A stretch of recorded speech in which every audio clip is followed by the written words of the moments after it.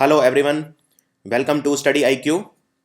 इस वीडियो में मैं एसएससी का जो 2015 का एग्ज़ाम था मेंस का, उसमें आए हुए स्पॉट द एरर स्पॉटिंग या सेंटेंस करेक्शन के क्वेश्चंस डिस्कस करूंगा। सो एसएससी सीजीएल में 2015 का जो एग्ज़ाम था उसमें मेंस एग्ज़ाम में आप जानते हैं मेंस एग्ज़ाम में 100 क्वेश्चंस इंग्लिश के आते हैं। तो इंग्लिश बहुत ज़्यादा इंपॉर्टेंट है और इंग्लिश में जो सबसे ज़्यादा डिफिकल्ट जो क्वेश्चंस होते हैं वो होते हैं सेंटेंस करेक्शन। इससे पहले मैंने एक वीडियो और बनाया था जिसमें मैंने एसएससी सीजीएल में 2014 में आए हुए सारे क्वेश्चंस डिस्कस किए थे और उस पर बहुत सारे लोगों ने कमेंट्स में लिख कर मुझे ये रिक्वेस्ट की कि मैं बाकी एग्जाम्स में भी यानी 2013, 2012, 2011, 2015 उनमें आए हुए क्वेश्चंस भी डिस्कस करूं, जिससे उन्हें 2016 में जो परीक्षा होगी उसमें हेल्प मिलेगी। सो मैं इसमें 2015 के क्वेश्चन डिस्कस करूंगा। टोटल 20 क्वेश्चंस हैं इसके अंदर। सो ज्यादा विलंब ना करते हुए मैं शुरू करता हूं। पहला sentence, he looked upon me eye to eye for a few moments before he spoke.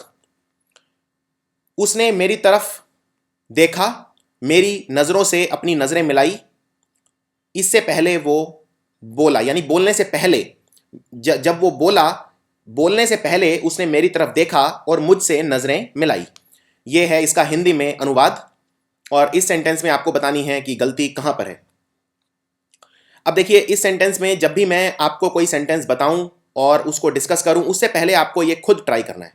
तो आप इस वीडियो को यहीं पे पॉज कर सकते हैं और ऐसा इसी सेंटेंस के लिए नहीं, 20 सेंटेंस हैं। जैसे ही कोई सेंटेंस स्क्रीन पर आए तुरंत आपको ये वीडियो पॉज करना है। वीडियो पॉज करके इसको सेंटेंस को कुछ समय तक आपको निहारना है, देखना है, उसके बाद इसमें प्रयास करना है खुद देखने का, खुद गलती पहचानने का और फिर एक्सप्लेनेशन सुननी है। अगर आप सीधे ही एक्सप्लेनेशन सुन लेंगे तो फिर आप कुछ भी सीख नहीं पाएंगे। सो इस सेंटेंस के अंदर इसमें लिखा है he looked upon me eye to eye for a few moments before he spoke. बोलने से पहले उसने मेरी तरफ देखा। He looked upon me. अब यहां पे लुक्ड अपॉन ये एक फ्रेजल वर्ब है। फ्रेजल वर्ब का मतलब क्या होता है? फ्रेजल वर्ब का मतलब होता है वर्ब प्लस पार्टिकल, और यहां पर जो ये पार्टिकल है ये प्रेपोजिशन होता है। जो रिलेशनशिप वर्ड्स होते हैं, वर्ब प्लस प्रेपोजिशन या वर्ब प्लस पार्टिकल, इसको बोलते हैं फ्रेजल वर्ब। पर क्योंकि यहां पे प्रेपोजिशन का काम नहीं करता, इसीलिए हम इसको प्रेपोजिशन नहीं बोलते, हम इसको बोलते हैं पार्टिकल ऑफ द वर्ब और उसको बोलते हैं फ्रेजल वर्ब। जैसे cut down, look at, go out. इस तरह से जब कोई वर्ब है उसके साथ कोई प्रेपोजिशन लग जाए और वो दोनों एक साथ मिलकर कोई मीनिंग बनाए तो उस क्रिया को बोलते हैं फ्रेजल क्रिया या फ्रेजल वर्ब। अब इसमें बोला है लुक्ड अपॉन मी, उसने मेरी तरफ देखा यानी मेरी आंखों में आंखें मिलाकर देखा। He looked upon me eye to eye. लेकिन लुक्ड अपॉन का मतलब किसी की तरफ देखना नहीं होता। लुक्ड अपॉन का मतलब कुछ और होता है। फॉर एग्जाम्पल, मान लीजिए मैं आपको बोलता हूं कि मेरी जो नेबर हैं, मेरी नेबर वाली जो आंटी हैं, मैं उन्हें अपनी मां की तरह मानता हूं। तो मैं बोलूंगा I look upon my neighbour as my mother. यहां पर लुक अपॉन का मतलब है किसी को किसी की तरह देखना, उसको बोलते हैं लुक अपॉन। लेकिन जब मैं किसी की तरफ देखता हूं उसको बोलते हैं लुक एट, ना कि लुक अपॉन। फॉर एग्जाम्पल, मान लीजिए मेरे पास कोई किताब रखी है और मैं बोलूंगा कि मैं इस किताब की तरफ देख रहा हूं, तो मैं बोलूंगा I am looking at the book, I am looking at the TV, I am looking at the moon, I am looking at someone. तो दो तरीके होते हैं जब लुक के साथ वर्ब यूज होती है। एक, किसी को किसी की तरह देखना। मान लीजिए मेरा कोई दोस्त है और मैं उसको अपने टीचर की तरह देखता हूं, तो फिर मैं बोलूंगा I look upon my friend as a teacher, I look upon him as a teacher. लेकिन अगर मैं नॉर्मल रूप से कह रहा हूं कि मैं अपने फ्रेंड की तरफ देख रहा हूं, तो I am looking at my friend. तो यहां पे गलती है, लुक अपॉन नहीं, लुक एट। आइए अगला सेंटेंस देखते हैं। Until you are in the habit of putting off things, you cannot ensure yourself of a good fortune. थोड़ा सा डिफिकल्ट सेंटेंस है। इनफैक्ट आप देखेंगे कि जो मेंस के अंदर, एसएससी मेंस के अंदर जो सेंटेंस आते हैं काफी चैलेंजिंग आते हैं। अगर आपकी ग्रामर अच्छी नहीं है तो आप ये अटेम्प्ट नहीं कर सकते, और करेंगे तो आप ज्यादा चांसेस ये हैं कि आप गलत करेंगे। और दूसरी बात, आप जानते हैं कि टाइम बहुत कम रहता है। अब आपके पास 100 क्वेश्चन इंग्लिश के रहते हैं तो आपको उसमें रीडिंग कॉम्प्रीहेंशन के बड़े बड़े पैसेजेस भी करने हैं। आपके पास समय कितना है? सिर्फ 2 घंटे। और उसमें आपको 100 क्वेश्चन करने हैं, यानी कि एक क्वेश्चन के लिए आपको टाइम कितना मिल रहा है, अगर आप कैलकुलेट करें तो बहुत ही कम टाइम मिल रहा है आपको। और उसमें आपको पैसेजेस भी करने हैं, सेंटेंस करेक्शन भी करना है, उसमें आपको और ऐसे क्वेश्चंस भी करने हैं जैसे सेंटेंस रीअरेंजमेंट भी करने हैं, सेंटेंस इंप्रूवमेंट, यानी कई तरह के क्वेश्चंस ऐसे होते हैं जिनमें टाइम बहुत ज़्यादा खर्च होता है, खासकर पैसेजेस। अब लंबे लंबे पैसेजेस 5 से 6 आएंगे, इनको पढ़ने के लिए, समझने के लिए बहुत टाइम लगेगा, तो आपका सारा टाइम तो उसी में निकल जाएगा। इसीलिए आपकी स्पीड भी होनी चाहिए और एक्यूरेसी भी होनी चाहिए, और साथ में आपको ग्रामर भी समझनी है। इसीलिए इंग्लिश काफ़ी चैलेंजिंग हो जाती है, और इंग्लिश में जो बाजी मारता है उसका स्कोर बहुत अच्छा होता है, और वो अपनी जो डिज़ायर्ड जो सीट है, जो डिज़ायर्ड रैंक है, वो पा सकता है। इसीलिए ग्रामर पर आपको बहुत ज़्यादा फोकस करना है। अब इस सवाल को देखिए, until you are in the habit of putting off things you cannot ensure yourself of a good future. Putting off का मतलब क्या होता है? पुटिंग ऑफ का मतलब होता है चीज़ों को टालना।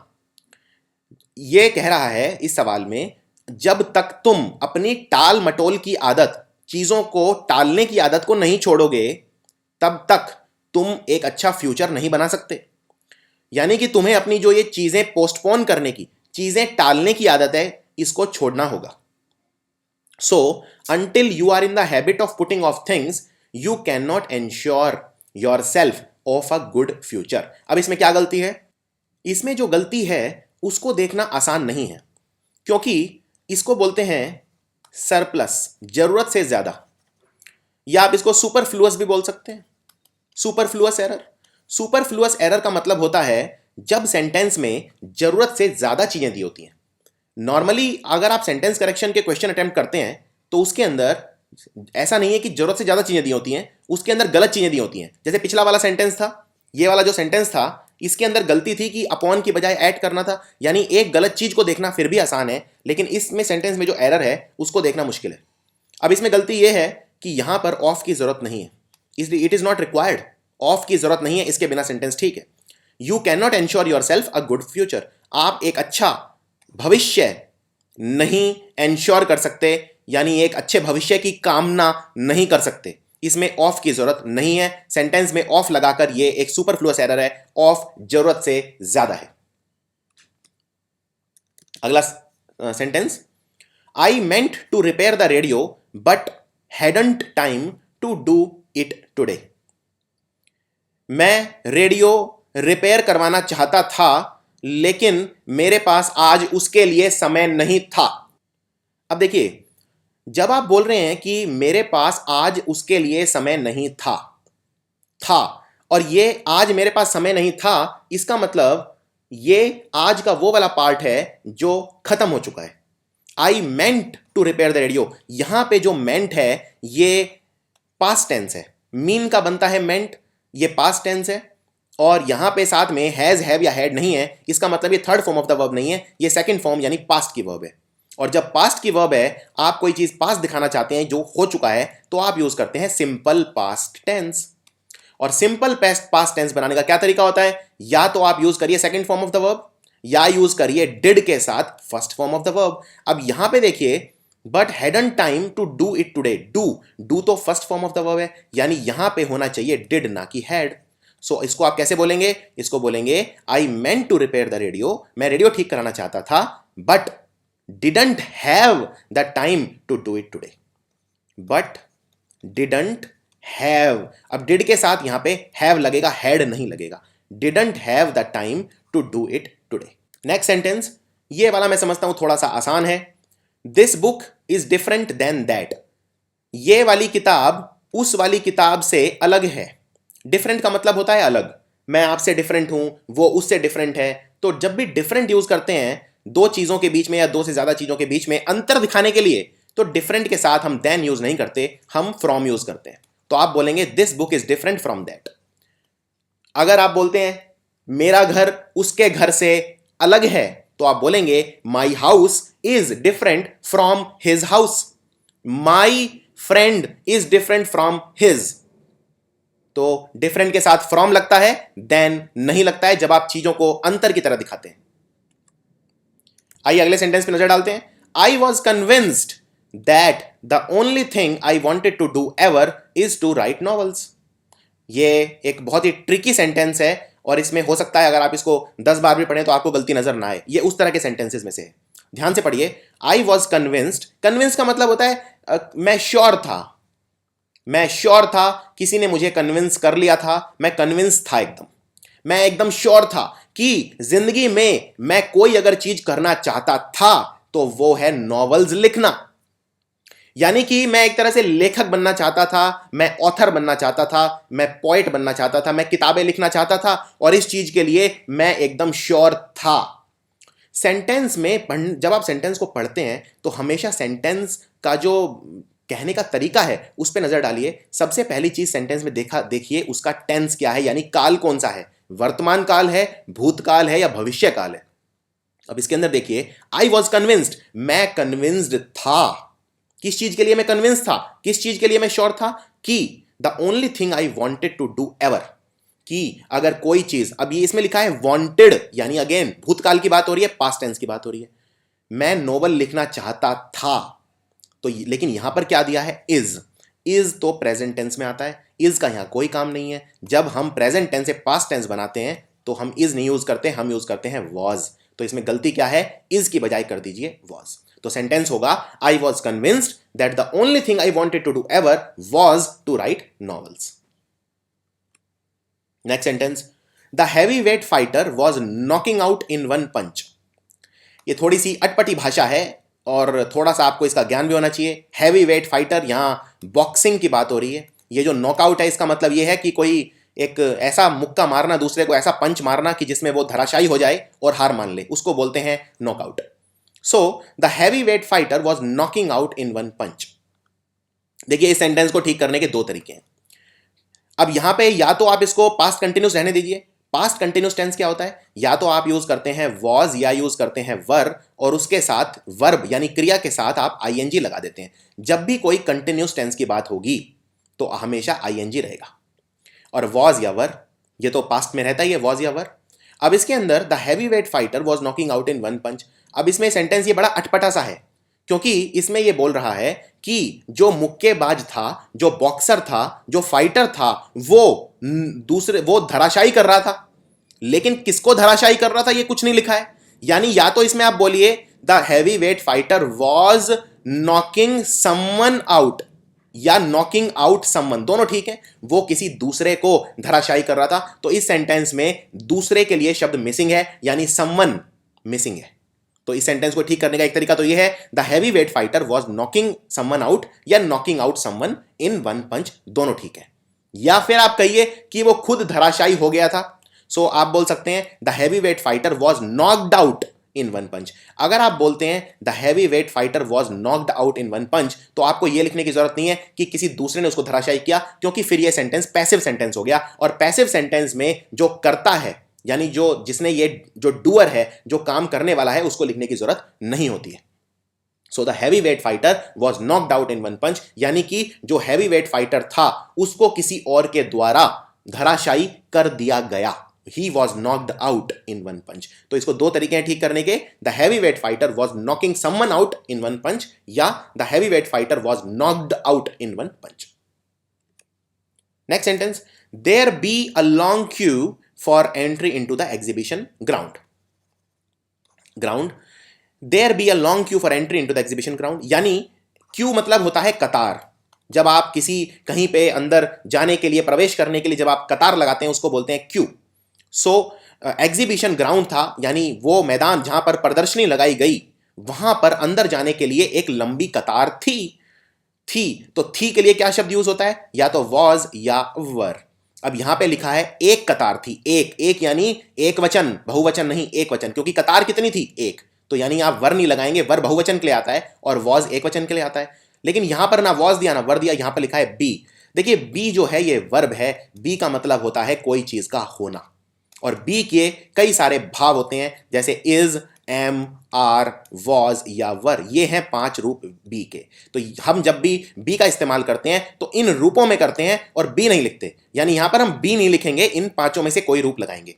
अब मैं यहां पे बोल रहा हूं कि प्रदर्शनी के मैदान में जाने के लिए लंबी कतार थी, मैं ये भी बोल सकता हूं कि प्रदर्शनी के मैदान में जाने के लिए एक लंबी कतार है। यानी यहां बी की बजाय मैं इज भी लिख सकता हूं और वॉज भी लिख सकता हूं, दोनों ठीक हैं। सेंटेंस प्रेजेंट भी हो सकता है और पास्ट में भी हो सकता है, क्योंकि यहां पे किस कंटेक्स्ट में, ये सेंटेंस दिया है वो मेंशन नहीं है, तो ये बी तो नहीं लगाएंगे, इतना क्लियर है, और आर नहीं लगाएंगे क्योंकि एक ही कतार है, और वर भी नहीं लगाएंगे क्योंकि दोनों बहुवचन में आते हैं। अब हमारे सामने दो ऑप्शन बचे, इज, एम और वॉज।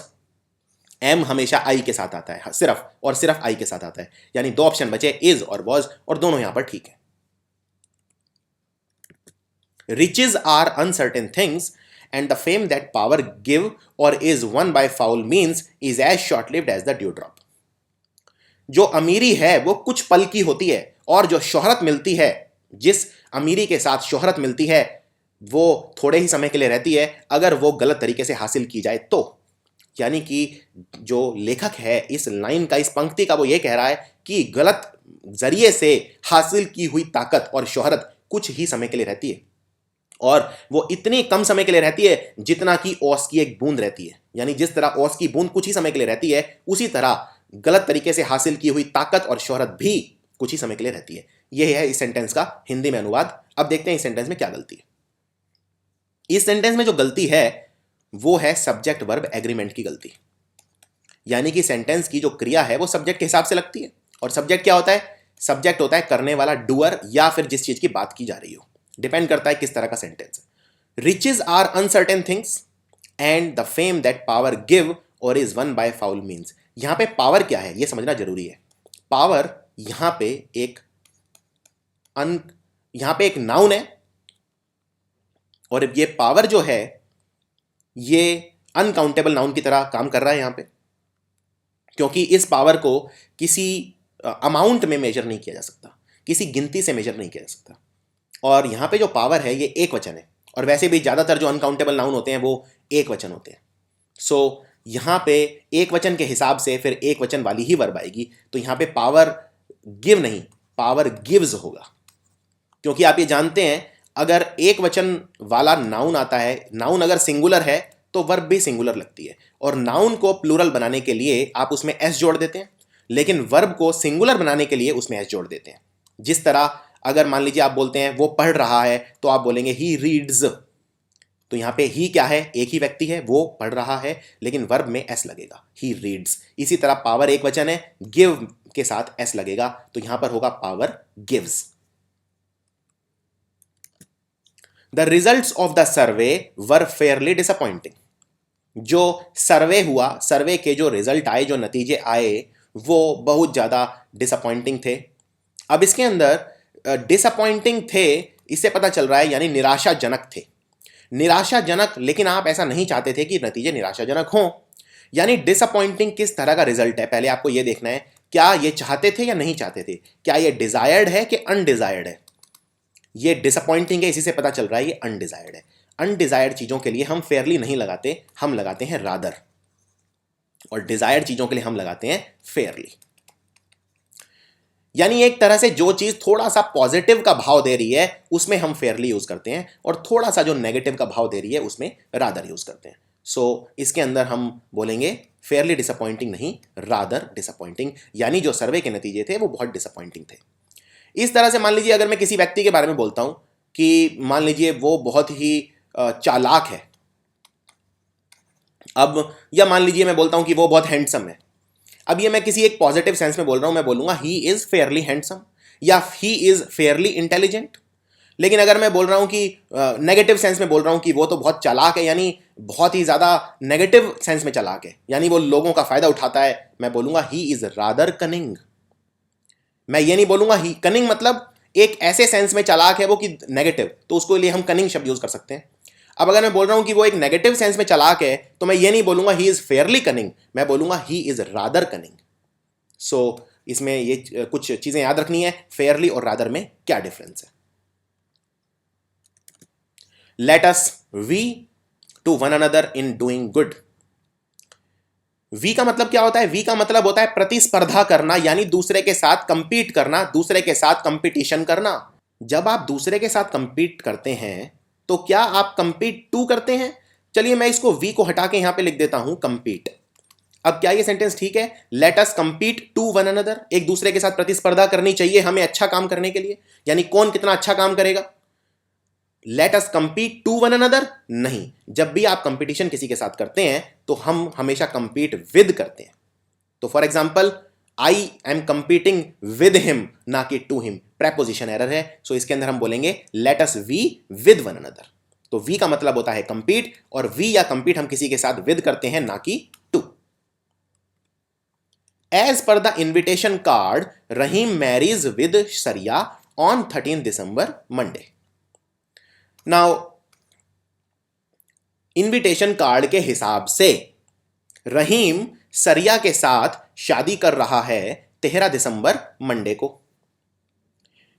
अब रहीम सरिया के साथ शादी कर रहा है, ये यहां पर एक प्रेजेंट टेंस है, जो कई बार जो प्रेजेंट टेंस होता है, खासकर सिंपल प्रेजेंट टेंस, वो एक नियर फ्यूचर में आने वाली किसी एक्टिविटी को दिखाने के लिए भी यूज होता है। उसमें जरूरी नहीं है आपको विल लगाना है कि रहीम विल मैरी सरिया। आप सिंपल वे में अगर सिंपल प्रेजेंट टेंस लगाएं, उससे भी एक नजदीकी फ्यूचर में आने वाला उसका भाव आ सकता है। लेकिन जब मैरी है तो मैरी के साथ विद नहीं लगता, यहां पे इसकी जरूरत नहीं है विद की। सो यहां पे आप लगाएंगे as per the invitation card Rahim marries Saria on 13 December Monday. With की जरूरत ही नहीं है यहां पे। अगर मान लीजिए इस सेंटेंस को आपको पास्ट में दिखाना है तो आप मैरी के साथ टू यूज कर सकते हैं। जैसे as per the invitation card के हिसाब से रहीम ने सरिया से शादी कर ली 13 दिसंबर मंडे को, तो आप बोलेंगे as per the invitation card Rahim married Saria, या फिर पास्ट टेंस दिखाने के लिए आप यूज करेंगे तो आप बोलेंगे रहीम गॉट मैरिड टू सरिया। तो इनमें फर्क समझना जरूरी है। फॉर एग्जाम्पल, अगर मैं बोलना चाहता हूं कि मान लीजिए मैं सरिया से शादी कर रहा हूं, तो मैं बोलूंगा आई एम मैरिंग सरिया, या फिर I am getting married to Saria. Depend करता है सेंटेंस एक्टिव में है कि पैसिव में है, लेकिन मैं कभी भी इस तरह नहीं बोलूंगा कि I am getting married with Sariya. That is wrong. Married के साथ विद नहीं लगेगा, हमेशा या तो टू लगेगा पैसिव में, या फिर एक्टिव है तो उसमें किसी की प्रेपोजिशन की जरूरत नहीं है। Next sentence, the doctor asked his patient to regularly take his medicine. अब ये देखिए, ये बड़ा अटपटा सा सेंटेंस है। ये अटपटा क्यों है, पहले तो मैं इसका हिंदी में अनुवाद बता दूं। डॉक्टर ने उसके पेशेंट से कहा कि वो उसकी दवाई समय पर ले। अब इसमें बहुत ज्यादा बार हिज आ रहा है, इसकी जरूरत नहीं है। मैं अगर कोई डॉक्टर है और वो अपने पेशेंट से कहता है कि दवाई टाइम पे लो, तो ये अंडरस्टूड है कि वो दवाई पेशेंट की ही दवाई है, उसमें दोबारा ये लिखने की जरूरत नहीं है कि उसकी दवाई। डॉक्टर ने उसके पेशेंट को कहा कि वो उसकी दवाई टाइम पर ले, यहां पर दो बार उसकी की जरूरत नहीं है। आप इतना सिंपल लिख सकते हैं, the doctor asked his patient to regularly take the medicine. लेकिन यहां पे हिज मेडिसिन है, यह दिखाना जरूरी है कि दवाई उसकी थी, तो पेशेंट डॉक्टर का था, ये अंडरस्टूड है। यानी आप यहां पे लिखेंगे the doctor asked the patient. Doctor ने पेशेंट को कहा कि वो अपनी दवाई टाइम पर ले। The doctor asked the patient to regularly take his medicine. यहां पर पहले वाला हिज जरूरत नहीं है उसकी, हिज की बजाय आप दा लगाएंगे। कि और दा क्यों लगाएंगे, दा इसलिए लगाएंगे, ए क्यों नहीं लगाएंगे, क्योंकि दोनों ही आर्टिकल हैं। क्योंकि वो पेशेंट डॉक्टर का था, यानी कोई खास पेशेंट था। इसका मतलब यहां पे अब आर्टिकल भी दो तरह के होते हैं, एक जो खास चीजों के लिए लगते हैं, तो आर्टिकल भी दो तरह के होते हैं। एक होता है डेफिनेटिव आर्टिकल, जो डेफिनेट चीज दिखाता है। तो यहां पे पेशेंट है, वो एक खास व्यक्ति है, मैं किसी खास पेशेंट की बात कर रहा हूं, यानी कि दा आएगा, क्योंकि ये डेफिनेट आर्टिकल है। ए इनडेफिनेट आर्टिकल है। Do you think you could lend me good pair of gloves to wear to the wedding. Do you think you could lend me good pair of gloves. क्या आपको लगता है कि आप मुझे एक अच्छे दस्ताने का जोड़ा दे सकते हैं शादी में पहनने के लिए। अब इसके अंदर ये जो दस्ताने का जोड़ा है, पहले तो आप इस सेंटेंस को वीडियो पॉज करके खुद ट्राई कीजिए और फिर अटेम्प्ट कीजिए। क्या आपको लगता है कि आप मुझे एक अच्छे दस्तानों का जोड़ा शादी में पहनने के लिए दे सकते हैं। ये सवाल पूछ रहा है, इंटेरोगेटिव सेंटेंस इसे कहा जाता है, जिसमें आप सवाल पूछते हैं। अब do you think you could lend me, land मतलब होता है उधार देना, LEND, लैंड मतलब उधार देना। You could lend me good pair of gloves. अब ये जो गुड पेयर ऑफ ग्लव्स है, इसके सामने यहां पे डिटर्मिनर लगेगा, और डिटर्मिनर तीन तरह के होते हैं। या तो डेमोन्स्ट्रेटिव लगा सकते हो आप यहां, या फिर आप इसमें आर्टिकल लगा सकते हो, वो भी डेमोन्स्ट्रेटिव का काम करते हैं, वो भी डिटर्मिनर का काम करते हैं, तो डेमोन्स्ट्रेटिव लगा सकते हो। लेकिन यहां पे आप कुछ भी लगा सकते हो। Basically good pair of gloves को आप अकेला नहीं छोड़ सकते, ये एक स्पेसिफिक नाउन है यहां पे। यहां पे आप इसको अकेला नहीं छोड़ सकते, या तो आप लिखिए do you think you could lend me a good pair of gloves, या आप लिखिए some good pair of glove, लेकिन सम लगाएंगे तो फिर यहां पेयर नहीं होगा, पेयर्स हो जाएगा। अब यहां पे पेयर है यानी एक है, तो यानी ये ए ही लगेगा यहां पे, इसके अलावा कुछ और नहीं लग सकता। सो आंसर होगा do you think you could lend me a good pair of gloves to wear to the wedding. I forbid you not to go there again, मैं तुम्हें चेतावनी दे रहा हूं वहां मत जाना, दोबारा मत जाना। अब जब ये चेतावनी आप देते हैं, आई वॉर्न यू या आई फॉरबिड यू या आई बैन यू, मैं तुम्हें बैन कर रहा हूं, तो उसमें आप हमेशा वर्ब के साथ आईएनजी फॉर्म लगाते हैं। आप इसके अंदर या तो जेरेंड फॉर्म लगा सकते हैं या पार्टिसिपल फॉर्म लगा सकते हैं, डिपेंड करता है सेंटेंस के अंदर। सो जनरली जो इसके अंदर जो पद्धति है, जो इसके अंदर जो रूल है वो ये है कि आप इसमें लगाएंगे फ्रॉम डूइंग समथिंग। ये होता है जब आप किसी को बैन करते हैं। फॉर एग्जाम्पल मान लीजिए आप टीचर हैं और आप किसी स्टूडेंट को क्लासरूम में आने से बैन कर रहे हैं, तो आप उसको बोलेंगे I forbid you from entering the classroom, यानी from plus doing, from entering something, and what is that something, entering the classroom. So इसके अंदर होगा I forbid you from going there again. ये एक रूल आपको याद करना है। या आप ये भी बोल सकते हैं आई बैन यू, और जब आप बोलते हैं बैन यू, फॉर एग्जाम्पल मैंने आपको एग्जाम देने से बैन कर दिया है, सो मैं बोलूंगा I have banned you from writing exams. तो फ्रॉम लगाएंगे पहले आप, और फ्रॉम के साथ आप लगाएंगे वर्ब प्लस आईएनजी, जैसे डूइंग, तो यहां पे लगाएंगे from entering, from writing, from playing. मैं आपको खेलने से बैन कर रहा हूं, आप पे मैं प्रतिबंध लगा रहा हूं कि आप खेल नहीं सकते, तो मैं बोलूंगा I M banning you from playing football. आप आज के बाद कभी फुटबॉल नहीं खेलेंगे, आई एम बैनिंग यू या I ban you from playing football, I ban you from writing the exam. So यहां होगा आई फॉरबिड यू या वॉर्न यू या ban you from going there again. Next sentence, in 20 wrecks 5 lives were fortunately lost। In 20 wrecks, wrecks का मतलब क्या होता है? Racks का मतलब होता है जब कोई चीज टूट जाती है, धराशायी हो जाती है, जैसे कोई इमारत है, इमारत टूट गई तो उसको रैक बोला जाएगा। सो यहां पर 5 जिंदगियां सौभाग्यवश चली गई। जब जिंदगी जाती है तो वो आप ये नहीं कह सकते सौभाग्य है, वो तो दुर्भाग्य है। तो यहां पे फॉर्चुनेटली के बजाय अनफॉर्चुनेटली होगा, दुर्भाग्यवश। तो ये गलती है सेंटेंस में, इन 20 wrecks 5 lives were unfortunately lost। Did you hear many news about the political situation while you were in that country? जब आप उस देश में थे तब क्या आपने राजनीतिक जो सिचुएशन है उससे रिलेटेड बहुत सारी न्यूज़ सुनी? अब इसके अंदर जब मैं बोल रहा हूं बहुत सारी न्यूज़, पहली बात यह समझना जरूरी है ये न्यूज़ क्या है। ये न्यूज़ काउंटेबल नाउन है कि अनकाउंटेबल नाउन है? न्यूज़ एक ऐसा शब्द है जो प्रतीत होता है कि वो बहुवचन है क्योंकि वो एस से खत्म हो रहा है, लेकिन वास्तव में न्यूज़ हमेशा सिंगुलर रहता है। ये आपको याद रखना है। न्यूज़ एक अनकाउंटेबल चीज़ है, इसके साथ मैनी नहीं लग सकता। जो शब्द है मैनी, ये सिर्फ काउंटेबल चीज़ों के आगे लग सकता है जिनको आप गिन सकते हैं। For example many friends, many chairs. पर क्या आप ये बोल सकते हैं मैनी नॉलेज? नहीं, क्योंकि नॉलेज भी अनकाउंटेबल चीज़ है, ज्ञान को आप गिन नहीं सकते किसी गिनती से, तो आप मैनी नॉलेज नहीं बोल सकते। तो यहाँ पे आप अगर बोलना चाह रहे हैं क्या आपने बहुत सारी न्यूज़ सुनी, तो आप इसमें मैनी यूज़ नहीं करेंगे, आप बोलेंगे अ लॉट ऑफ।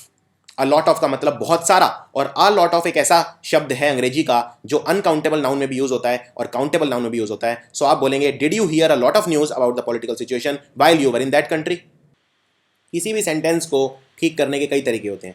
अब आप यहाँ समझ गए कि मैनी शब्द गलत है। मैनी की बजाय आप चाहें अ लॉट ऑफ नहीं लगाना तो कुछ और भी लगा सकते हैं। आप यहाँ पे एनी भी लगा सकते हैं, बस मीनिंग चेंज हो जाएगा सेंटेंस का। जैसे फॉर एग्जाम्पल, जब तुम उस देश में थे तब तुमने क्या राजनीतिक सिचुएशन के बारे में कोई भी न्यूज़ सुनी, तो यहाँ एनी भी ठीक है, अ लॉट ऑफ भी ठीक है। आप यहाँ पे कम से कम 1000 शब्द लगा सकते हैं, मीनिंग अलग अलग हो जाएंगे, लेकिन आपको ये पहचानना है कि मैनी तो गलत है। तो इसीलिए जब आप क्वेश्चन अटेम्प्ट करते हैं, खासकर एसएससी एग्जाम में, जरूरी नहीं है आपको करेक्ट करना हो, आपको सिर्फ एरर पहचानना होता है। इसीलिए इन क्वेश्चन को बोलते हैं एरर स्पॉटिंग। आपको सिर्फ एरर स्पॉट करना है, ठीक नहीं करना, क्योंकि ठीक कई तरीके से हो सकता है। Next, the article suggests that when a person is under unusual stress you should be specially careful to eat a well balanced diet.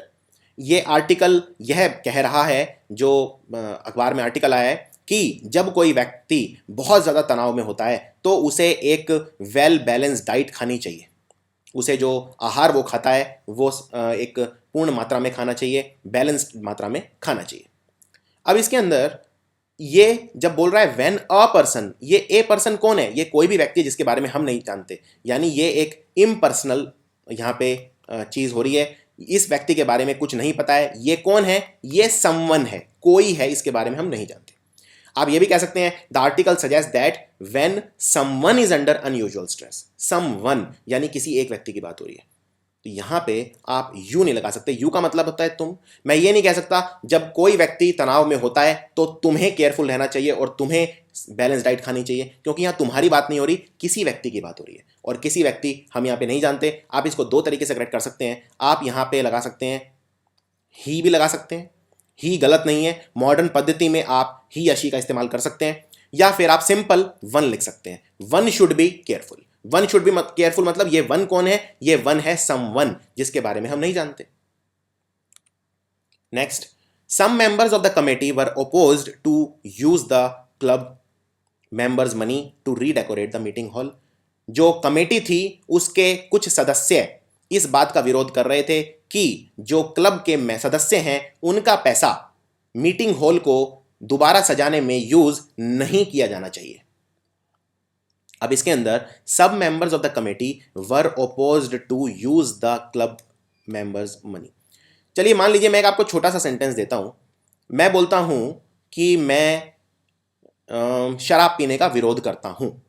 सो मैं बोलूंगा I am opposed to drinking alcohol. यानी यहां पे जो वर्ब लगेगी वो आईएनजी फॉर्म में लगेगी ओपोज टू के साथ। फॉर एग्जाम्पल, वो टीवी देखने का विरोध करता है या टीवी देखना उसे पसंद नहीं है, तो आप बोलेंगे ही इज अपोज टू या ही इज एवर्स टू। ये दोनों ठीक हैं। He is averse to watching TV, आप ये नहीं बोल सकते he is averse to watch TV. इसी तरह यहां पे ओपोज टू के बाद सिर्फ वर्ब लगा है, आईएनजी नहीं लगा, तो ये गलती है इसमें। ओपोज टू या एवर्स टू के बाद वर्ब आईएनजी का फॉर्म लेती है, तो ये आपको याद रखना है। सो यहां पे आप बोलेंगे some members of the committee were opposed to using the club members money to redecorate the meeting hall. Thanks to an insight and persistence of the local doctor, hundreds of victims have been able to resume normal life. जो हमारे यहाँ के local doctor हैं, उनकी बुद्धि, उनका जो लगातार इंसाइट है, उनका जो विवेक है, उसकी वजह से हजारों ऐसे विक्टिम हैं जो दोबारा मुख्य धारा से जुड़ गए हैं, जिन्होंने अपनी जो नॉर्मल ज़िंदगी है वो रिज्यूम की है। ये सेंटेंस है हिंदी में। अब इसमें thanks to an insight and persistence of the local doctor, यहाँ पे आप एब्स्ट्रैक्ट नाउन की बात कर रहे हैं। ये जो इंसाइट है ये एब्स्ट्रैक्ट नाउन है, और जो परसिस्टेंस है ये एब्स्ट्रैक्ट नाउन है। ये इनके साथ आप एन नहीं लगा सकते। आप ए एन किसके साथ लगाएंगे? या तो आप यहाँ पे वॉवल के साथ लगाएंगे, बिल्कुल ठीक है, तो आई वॉवल है, लेकिन एब्स्ट्रैक्ट नाउन के साथ नहीं लगाएंगे। जब आप यहाँ पे किसी खास चीज़ की बात करें, यानी ये एक डेफिनेट चीज़ की बात कर रहे हैं, डॉक्टर का विवेक, इंसाइट और परसिस्टेंस, यानी एन नहीं, यहाँ पे लगेगा the. Thanks to the insight, thanks to the help, thanks to the insight and persistence of the local doctor, thanks to something, और यहाँ पे वो समथिंग एक एब्स्ट्रैक्ट नाउन है, उसके साथ द लगेगा।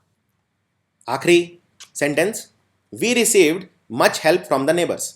हमें हमारे पड़ोसियों से बहुत ज़्यादा सहायता मिली। We received much help from the neighbours, बहुत सारी सहायता मिली। हेल्प क्या है? अनकाउंटेबल नाउन है। जो हेल्प है क्या आप उसे गिनती में गिन सकते हैं? एक हेल्प, दो हेल्प? नहीं, मदद गिनी नहीं जा सकती, यानी अनकाउंटेबल नाउन है। अनकाउंटेबल नाउन के साथ आप मच का उपयोग कर सकते हैं, लेकिन मच के साथ आप सेकेंड डिग्री लगाते हैं जनरली वर्ब की।